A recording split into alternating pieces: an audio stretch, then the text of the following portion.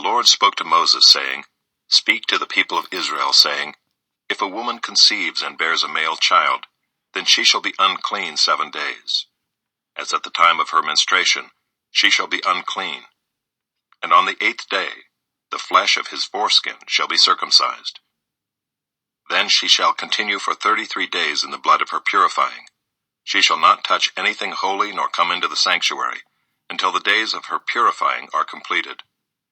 But if she bears a female child, then she shall be unclean 2 weeks, as in her menstruation.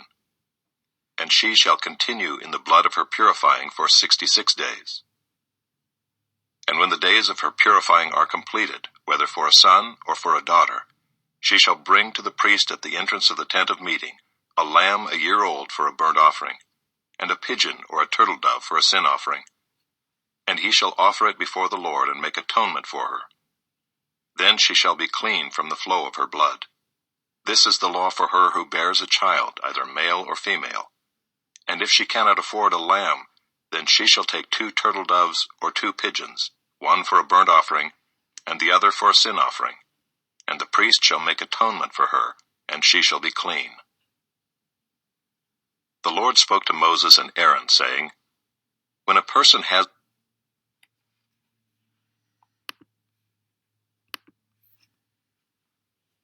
The Lord spoke to Moses and Aaron, saying, When a person has on the skin of his body a swelling or an eruption or a spot, and it turns into a case of leprous disease on the skin of his body, then he shall be brought to Aaron the priest, or to one of his sons the priests, and the priest shall examine the diseased area on the skin of his body. And if the hair in the diseased area has turned white, and the disease appears to be deeper than the skin of his body, it is a case of leprous disease. When the priest has examined him, he shall pronounce him unclean. But if the spot is white in the skin of his body and appears no deeper than the skin, and the hair in it has not turned white, the priest shall shut up the diseased person for 7 days. And the priest shall examine him on the 7th day, and if in his eyes the disease is checked, and the disease has not spread in the skin, then the priest shall shut him up for another 7 days. And the priest shall examine him again on the 7th day, and if the diseased area has faded and the disease has not spread in the skin, then the priest shall pronounce him clean. It is only an eruption. And he shall wash his clothes and be clean. But if the eruption spreads in the skin, after he has shown himself to the priest for his cleansing, he shall appear again before the priest. And the priest shall look, and if the eruption has spread in the skin, then the priest shall pronounce him unclean. It is a leprous disease. When a man is afflicted with a leprous disease, he shall be brought to the priest, and the priest shall look. And if there is a white swelling in the skin that has turned the hair white, and there is raw flesh in the swelling, it is a chronic leprous disease in the skin of his body, and the priest shall pronounce him unclean. He shall not shut him up, for he is unclean. And if the leprous disease breaks out in the skin, so that the leprous disease covers all the skin of the diseased person from head to foot, so far as the priest can see, then the priest shall look, and if the leprous disease has covered all his body, he shall pronounce him clean of the disease. It is all turned white, and he is clean. But when raw flesh appears on him, he shall be unclean. And the priest shall examine the raw flesh and pronounce him unclean. Raw flesh is unclean, for it is a leprous disease. But if the raw flesh recovers and turns white again, then he shall come to the priest, and the priest shall examine him. And if the disease has turned white, then the priest shall pronounce the diseased person clean. He is clean. If there is in the skin of one's body a boil and it heals, and in the place of the boil there comes a white swelling or a reddish-white spot, then it shall be shown to the priest. And the priest shall look, and if it appears deeper than the skin and its hair has turned white, then the priest shall pronounce him unclean. It is a case of leprous disease that has broken out in the boil. But if the priest examines it, and there is no white hair in it, and it is not deeper than the skin, but is faded, then the priest shall shut him up 7 days. And if it spreads in the skin, then the priest shall pronounce him unclean. It is a disease. But if the spot remains in one place and does not spread, it is the scar of the boil, and the priest shall pronounce him clean. Or when the body has a burn on its skin, and the raw flesh of the burn becomes a spot, reddish-white or white, the priest shall examine it, and if the hair in the spot has turned white, and it appears deeper than the skin, then it is a leprous disease. It has broken out in the burn, and the priest shall pronounce him unclean. It is a case of leprous disease. But if the priest examines it, and there is no white hair in the spot, and it is no deeper than the skin, but has faded, the priest shall shut him up 7 days, and the priest shall examine him the 7th day. If it is spreading in the skin, then the priest shall pronounce him unclean. It is a case of leprous disease. But if the spot remains in one place and does not spread in the skin, but has faded, it is a swelling from the burn, and the priest shall pronounce him clean, for it is the scar of the burn. When a man or woman has a disease on the head or the beard, the priest shall examine the disease, and if it appears deeper than the skin, and the hair in it is yellow and thin, then the priest shall pronounce him unclean. It is an itch, a leprous disease of the head or the beard. And if the priest examines the itching disease, and it appears no deeper than the skin, and there is no black hair in it, then the priest shall shut up the person with the itching disease for 7 days. And on the 7th day the priest shall examine the disease. If the itch has not spread, and there is in it no yellow hair, and the itch appears to be no deeper than the skin, then he shall shave himself, but the itch he shall not shave. And the priest shall shut up the person with the itching disease for another 7 days. And on the 7th day the priest shall examine the itch, and if the itch has not spread in the skin, and it appears to be no deeper than the skin, then the priest shall pronounce him clean, and he shall wash his clothes and be clean. But if the itch spreads in the skin after his cleansing, then the priest shall examine him, and if the itch has spread in the skin, the priest need not seek for the yellow hair, he is unclean. But if in his eyes the itch is unchanged, and black hair has grown in it, the itch is healed, and he is clean, and the priest shall pronounce him clean. When a man or a woman has spots on the skin of the body, white spots, the priest shall look, and if the spots on the skin of the body are of a dull white, it is leukoderma that is broken out in the skin. He is clean. If a man's hair falls out from his head, he is bald. He is clean. And if a man's hair falls out from his forehead, he has baldness of the forehead. He is clean. But if there is on the bald head or the bald forehead a reddish-white diseased area, it is a leprous disease breaking out on his bald head or his bald forehead. Then the priest shall examine him, and if the diseased swelling is reddish-white on his bald head or on his bald forehead, like the appearance of leprous disease in the skin of the body, he is a leprous man. He is unclean. The priest must pronounce him unclean. His disease is on his head. The leprous person who has the disease shall wear torn clothes and let the hair of his head hang loose, and he shall cover his upper lip and cry out, "Unclean, unclean." He shall remain unclean as long as he has the disease. He is unclean. He shall live alone. His dwelling shall be outside the camp. When there is a case of leprous disease in a garment, whether a woolen or a linen garment, in warp or woof of linen or wool, or in a skin or in anything made of skin, if the disease is greenish or reddish in the garment, or in the skin or in the warp or the woof or in any article made of skin, it is a case of leprous disease, and it shall be shown to the priest. And the priest shall examine the disease and shut up that which has the disease for 7 days. Then he shall examine the disease on the 7th day.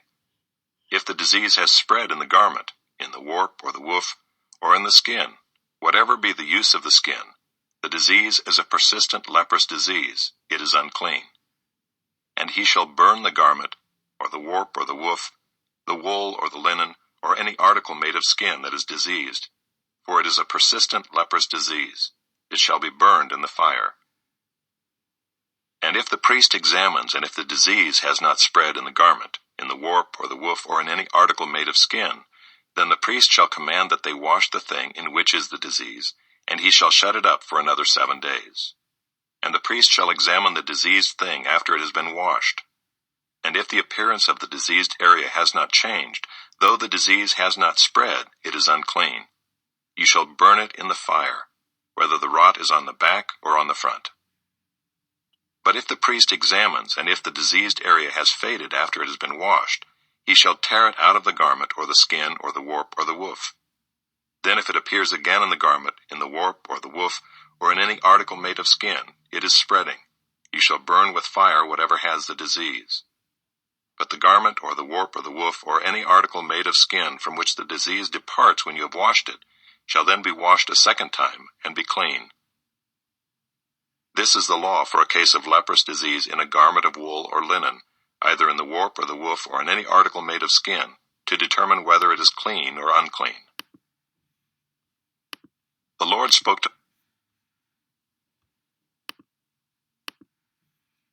to the choir master, a psalm of David, when Nathan the prophet went to him after he had gone into Bathsheba. Have mercy on me, O God, according to your steadfast love. According to your abundant mercy, blot out my transgressions. Wash me thoroughly from my iniquity, and cleanse me from my sin. For I know my transgressions, and my sin is ever before me.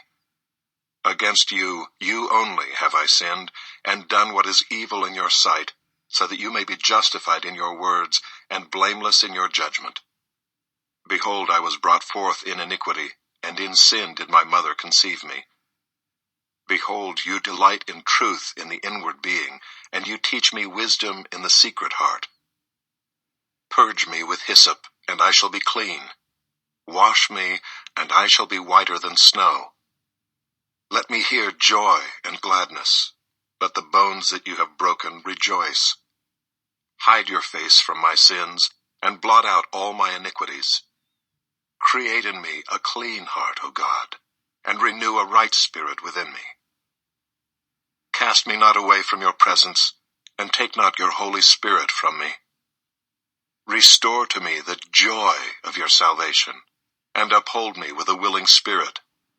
Then I will teach transgressors your ways, and sinners will return to you. Deliver me from blood guiltiness, O God of my salvation, and my tongue will sing aloud of your righteousness. O Lord, open my lips, and my mouth will declare your praise. For you will not delight in sacrifice, or I would give it. You will not be pleased with a burnt offering. The sacrifices of God are a broken spirit. A broken and contrite heart, O God, you will not despise. Do good to Zion in your good pleasure. Build up the walls of Jerusalem. Then will you delight in right sacrifices, in burnt offerings and whole burnt offerings. Then bulls will be offered on your altar.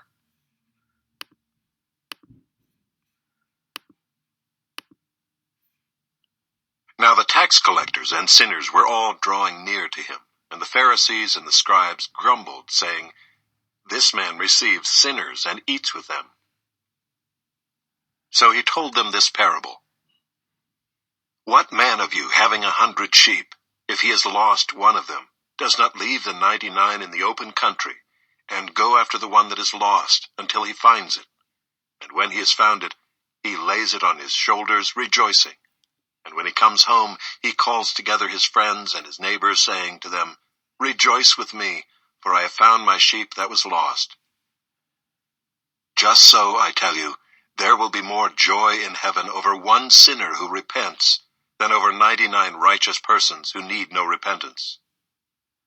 Or what woman, having 10 silver coins, if she loses one coin, does not light a lamp and sweep the house and seek diligently until she finds it? And when she has found it, she calls together her friends and neighbors, saying, Rejoice with me, for I have found the coin that I had lost. Just so, I tell you, there is joy before the angels of God over one sinner who repents. And he said, There was a man who had 2 sons, and the younger of them said to his father, Father, give me the share of property that is coming to me. And he divided his property between them. Not many days later, the younger son gathered all he had and took a journey into a far country, and there he squandered his property in reckless living. And when he had spent everything, a severe famine arose in that country, and he began to be in need. So he went out and hired himself out to one of the citizens of that country, who sent him into his fields to feed pigs. And he was longing to be fed with the pods that the pigs ate, and no one gave him anything. But when he came to himself, he said, How many of my father's hired servants have more than enough bread, but I perish here with hunger? I will arise and go to my father, and I will say to him, Father, I have sinned against heaven and before you. I am no longer worthy to be called your son. Treat me as one of your hired servants. And he arose and came to his father. But while he was still a long way off, his father saw him and felt compassion, and ran and embraced him and kissed him. And the son said to him, Father, I have sinned against heaven and before you. I am no longer worthy to be called your son. But the father said to his servants, Bring quickly the best robe, and put it on him, and put a ring on his hand, and shoes on his feet. And bring the fattened calf, and kill it, and let us eat and celebrate. For this my son was dead, and is alive again.